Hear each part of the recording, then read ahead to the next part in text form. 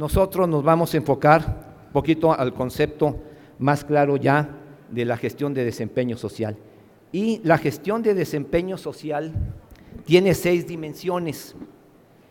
Quizás algo que se pueda de alguna manera ser de la misma idea es el concepto que hemos manejado en el pasado de la Smart Campaign, pero este es mucho más amplio porque no nomás tiene que ver con el cliente, sino tiene que ver con el concepto total del negocio. Y lo vamos a estudiar a través de estas 6 dimensiones de desempeño social que fueron establecidas por el Grupo de Trabajo para el Desempeño Social y que nace del sector de las finanzas populares. Y vamos a tratar la parte del definir y monitorear lo que es el objetivo social propio de nosotros, como una de las primeras dimensiones. La segunda va a tener que ver con el concepto. En la misión, en la visión, en los valores, ya va inerte el concepto de buscar el aliviar la pobreza. ¿Cuántas de las instituciones que aquí están hablan del concepto del financiero, del crédito, del ahorro, como un instrumento que busca aliviar la pobreza y de alguna manera desarrollar en nuestros clientes el crecimiento económico? Y esto nos hace diferente y por esto este panel que se enfoca en el concepto de gestión social como una parte importante y diferente a la responsabilidad social empresarial. Estaría el concepto de las empresas que están enfocadas en el impacto social. Vean que se mueven y probablemente estén más orientadas a estar en la parte baja, buscando más el impacto social que el beneficio económico a través de de potencializar las utilidades.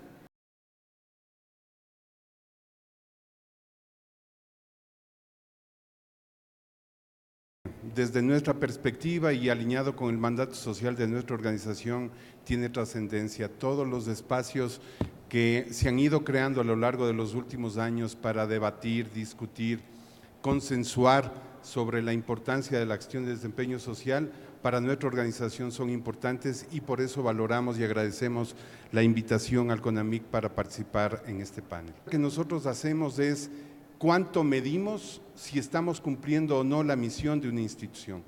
En algunos ejercicios que hacemos cuando trabajamos este tema, lo comentaba con mis colegas antes de entrar al panel, hacemos un ejercicio con el equipo que participa en un taller para definir objetivos sociales.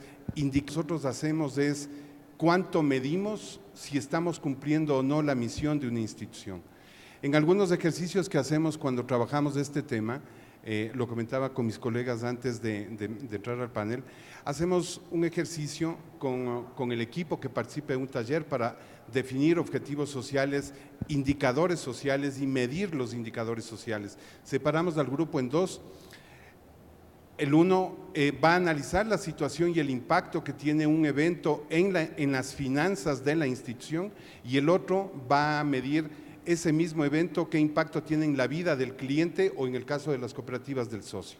Si es que lo hacen, pensamos que hay una gran responsabilidad de convertir la gestión de una institución en un instrumento que ayude a disminuir esa gran inequidad que existe en el continente y concretamente en México. El sector cooperativo es una situación muy especial porque finalmente las cooperativas de ahorro y préstamo en nuestro país no surgieron por un decreto en sí, sino surgen como una necesidad.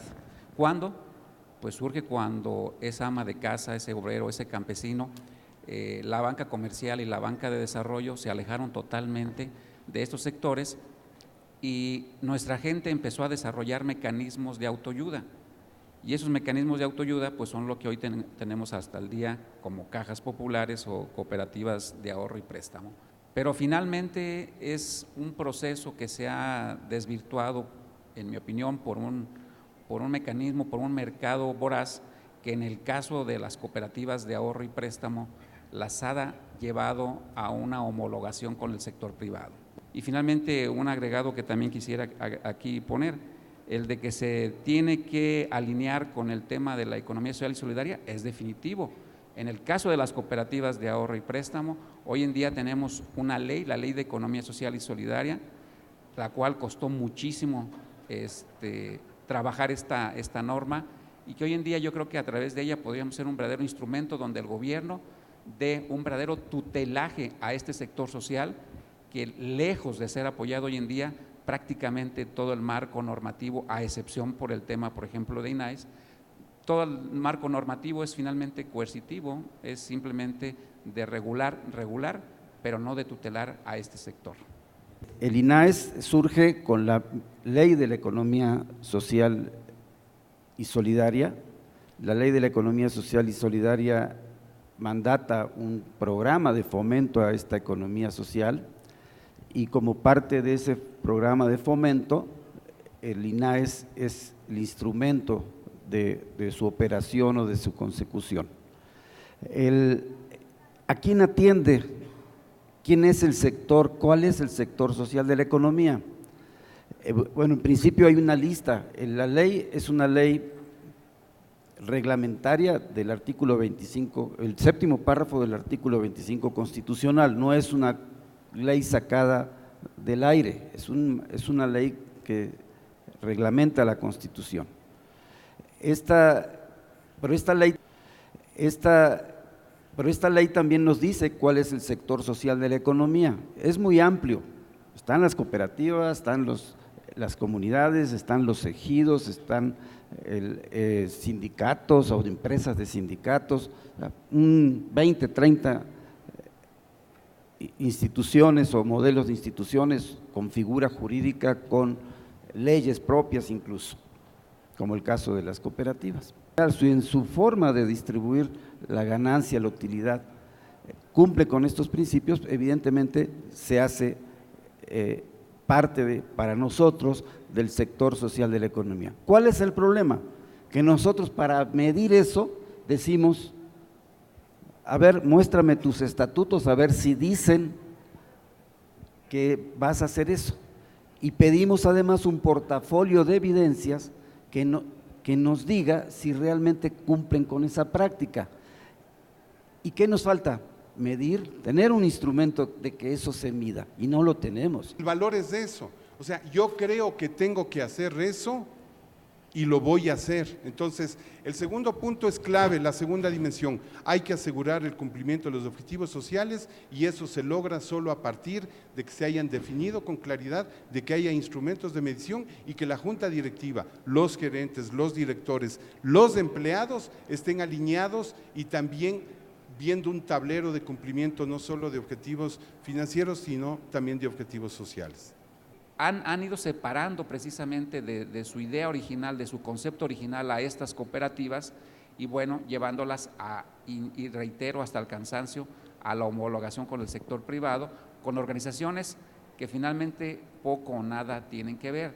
Insisto, el socio de la cooperativa se juntó para salir adelante cuando los mecanismos, en este caso sí de la banca de desarrollo y comercial, se alejaron, pero también cuando los servicios de un gobierno no podía o no quería dárselos, y ellos desarrollaron todos estos esquemas. Hoy en día también eso es lo que hoy está en juego. Si solamente se va a permitir que la cooperativa se convierta en un fin por sí mismo y se aleje de ser el medio de autorredención para el que fue creado. Sí tenemos un desafío muy grande, o sea, sí tenemos, qué bueno que este foro esté tocando este tema, que haya tocado la ética, la responsabilidad social y el gobierno corporativo. ¿Qué dice el gobierno corporativo? El gobierno corporativo se tiene que hacer carne de su misión y de sus instrumentos y de su dinero. Entonces, esto cuesta también, son costos, y esos costos terminan trasladándose al cliente.